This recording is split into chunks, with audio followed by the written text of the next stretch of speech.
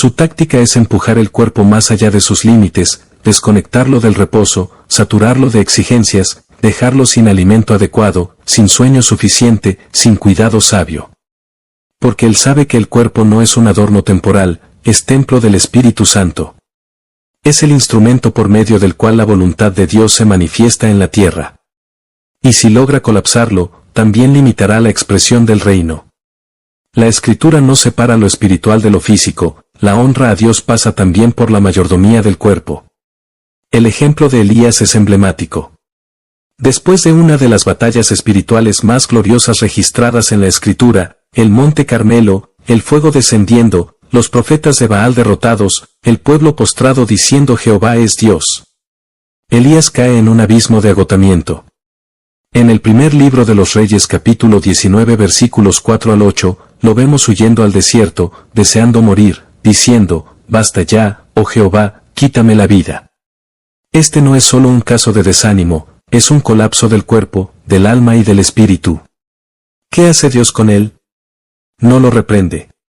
No lo exhorta a orar más. Le da pan cocido sobre las brasas. Le da agua. Le dice, levántate y come. Y luego le permite dormir de nuevo. El cielo no empezó con el sermón, sino con el descanso.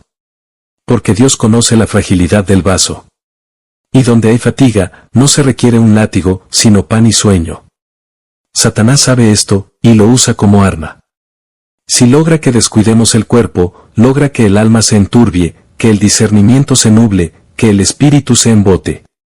Porque hay una conexión misteriosa entre cuerpo y espíritu que no puede ser violada sin consecuencias. Waxman ni enseñaba que el cuerpo debe estar sometido, sí, pero no maltratado. Debe estar crucificado, sí, pero no deshonrado. Debe ser un instrumento de justicia, pero no una máquina insensible. Cuando forzamos el cuerpo más allá de su diseño, no estamos siendo espirituales, estamos siendo imprudentes. Y esa imprudencia, a la larga, termina debilitando la vida espiritual. El apóstol Pablo mismo habló de sus fatigas, de sus vigilias, de sus trabajos continuos. En la segunda carta a los Corintios capítulo 11 versículo 27, menciona estar en trabajo y fatiga, en muchos desvelos, en hambre y sed, en muchos ayunos, en frío y en desnudez.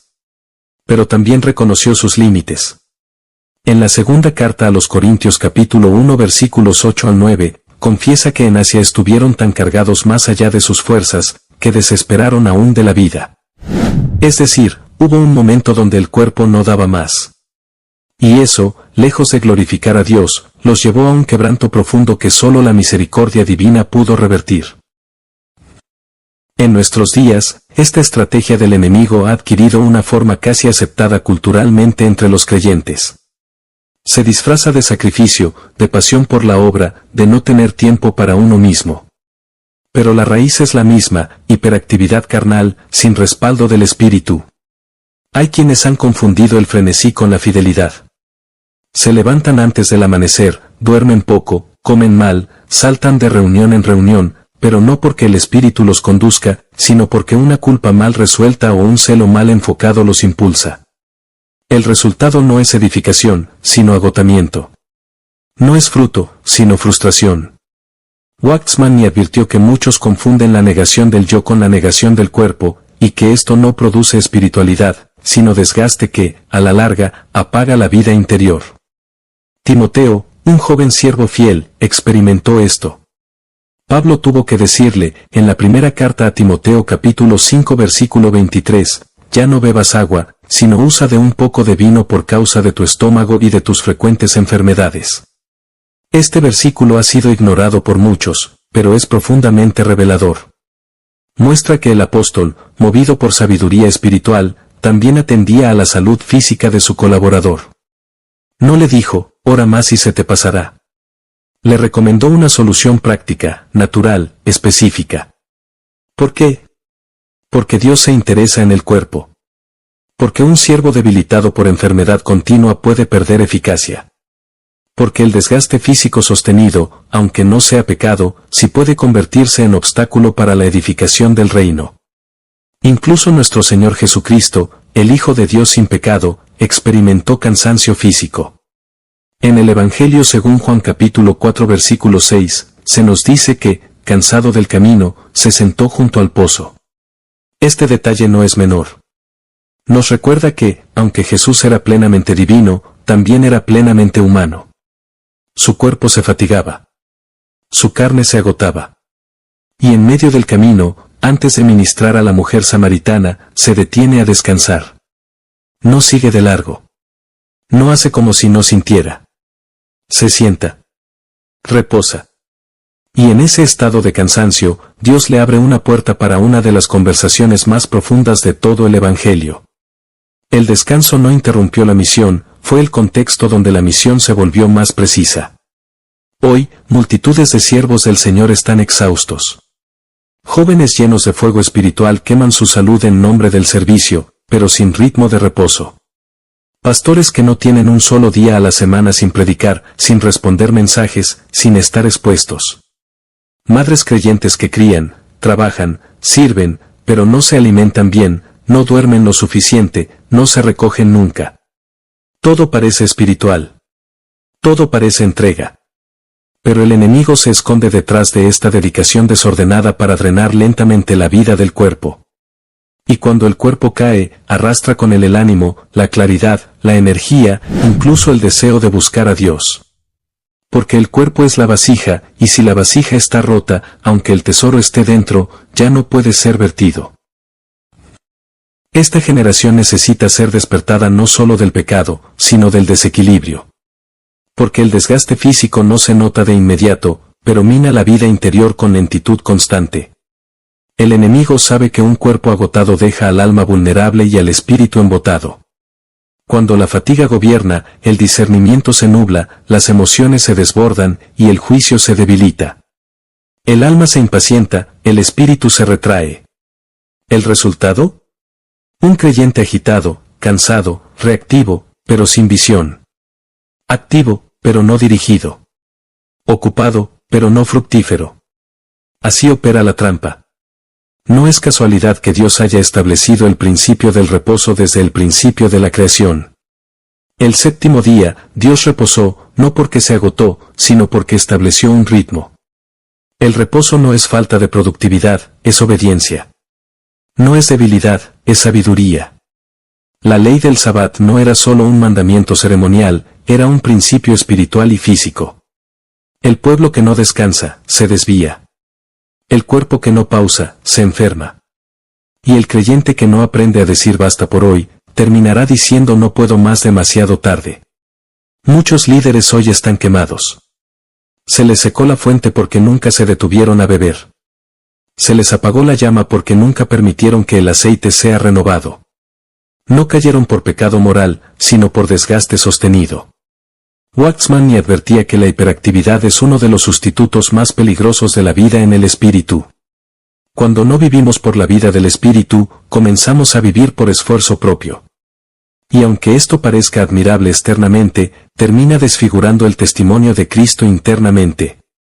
Aplicado a nuestros días, esto nos llama a revisar con seriedad nuestras rutinas, nuestros hábitos, nuestras agendas. ¿Estoy respetando el templo que Dios me dio? ¿Estoy sometiendo el cuerpo a disciplina espiritual o simplemente lo estoy explotando con celo mal dirigido?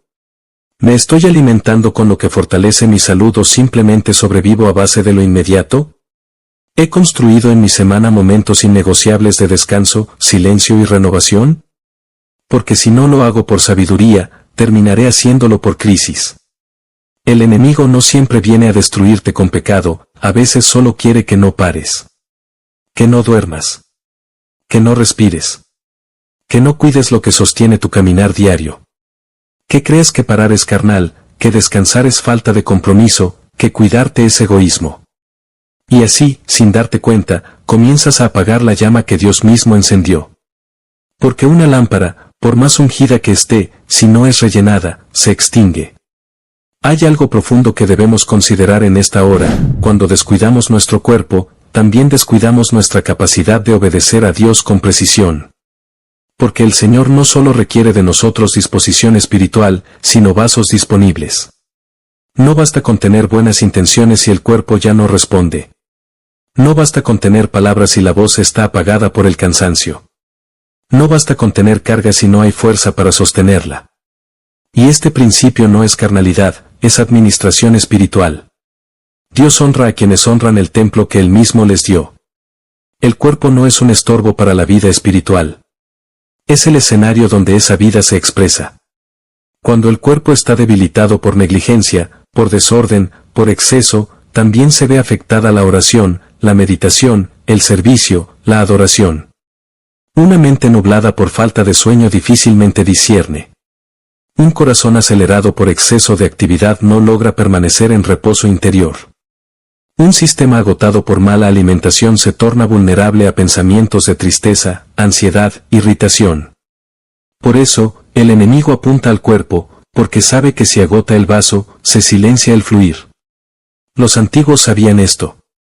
Muchos hombres de Dios vivían en profunda disciplina. Waxman enseñaba que el cuerpo debía estar sujeto al espíritu, pero también fortalecido, preparado, cuidado. No para alimentar el ego, sino para sostener la carga. Porque no es una señal de espiritualidad llegar al colapso. No glorifica a Dios servir con excelencia por 3 años y luego quedar fuera de batalla por otros 10 por negligencia física. La fidelidad verdadera es continua, sostenida, acompañada por sabiduría. Y la sabiduría nos enseña a dosificar, a pausar, a cuidar, a guardar. Jesús, nuestro ejemplo supremo, nunca fue desordenado en su caminar. Él sabía cuándo retirarse. Sabía cuándo dormir. Sabía cuándo subir al monte, cuándo detenerse en el pozo, cuándo estar en la barca lejos de la multitud. No vivía en frenesí. Vivía por dirección. Y esa dirección incluía descanso. Por eso pudo perseverar hasta la cruz. Su cuerpo no fue destruido por negligencia, sino entregado voluntariamente. La diferencia es sutil, pero eterna. Y tú, amado hermano, amada hermana, ¿cuánto tiempo más permitirás que tu cuerpo sea explotado sin renovación? ¿Cuántas veces más postergarás el reposo que tu alma necesita? ¿Cuánto más dejarás que la urgencia empuje, en vez de que el espíritu guíe? Porque el enemigo no descansará, hasta que tú aprendas a descansar. Hoy es un día para rendir también el cuerpo ante el Señor. No solo el alma, no solo el espíritu, sino este vaso de barro, esta tienda terrenal, este templo que el Espíritu Santo ha elegido habitar. Porque el verdadero culto no es solo con palabras, sino con toda nuestra existencia. Como está escrito en la carta a los Romanos capítulo 12 versículo 1, así que, hermanos, os ruego por las misericordias de Dios, que presentéis vuestros cuerpos en sacrificio vivo, santo, agradable a Dios. ¿Qué es vuestro culto racional? El cuerpo rendido, el cuerpo restaurado, el cuerpo cuidado, también glorifica a Dios. No se trata de buscar comodidad, sino equilibrio. No de justificar la pereza, sino de abrazar la obediencia. Porque un cuerpo reposado a tiempo puede sostener décadas de fidelidad, pero un cuerpo forzado por terquedad puede quedar inservible antes del tiempo. Y el enemigo sabe esto. Por eso no se cansa de empujar, de acelerar, de exigir, de distraer con el deber mal entendido. Él conoce la fragilidad del barro, y por eso ataca el vaso. Pero hoy, por la luz de la palabra, tú puedes reconocer esta trampa y escapar de ella. No en tus fuerzas, sino en la gracia de aquel que dijo, venid a mí todos los que estáis trabajados y cargados, y yo os haré descansar, como está escrito en el Evangelio según Mateo capítulo 11 versículo 28. Hermano, hermana, ¿cuándo fue la última vez que le preguntaste al Señor si tu ritmo agrada a su corazón? ¿Cuándo fue la última vez que te detuviste no por cansancio, sino por obediencia? ¿Cuándo fue la última vez que cuidaste tu cuerpo no por estética, sino por mayordomía? Hoy el Espíritu llama a un pueblo no solo ferviente, sino sabio. No solo consagrado, sino sano. No solo encendido, sino sostenible. Porque la obra de Dios no se sostiene con cuerpos quemados, sino con vasos llenos. Y un vaso no puede estar lleno si está roto. Detente ahora. Respira. Ora. Pregunta al Señor qué áreas de tu vida física necesitan orden. ¿Es tu sueño? ¿Tu alimentación? ¿Tu ritmo semanal? ¿Tus horas frente a una pantalla? ¿Tus hábitos de descanso? Él no viene a acusarte. Viene a restaurarte. Viene a mostrarte que también ahí quiere reinar. que también en eso quiere formar a Cristo en ti.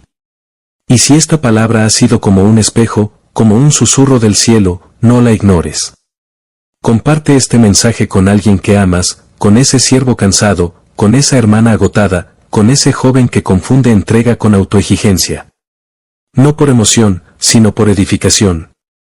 Porque quizás esta reflexión sea el principio de una nueva administración del cuerpo, y de una nueva plenitud en el espíritu. Que el Señor nos enseñe a vivir en su ritmo. A descansar en su dirección. A cuidar el templo que nos dio. A discernir entre empuje y guía. Y que, al final, cuando nuestra carrera se haya completado, podamos presentarle no solo lo que hicimos, sino también cómo lo sostuvimos. Que todo, absolutamente todo, sea para su gloria. Amén.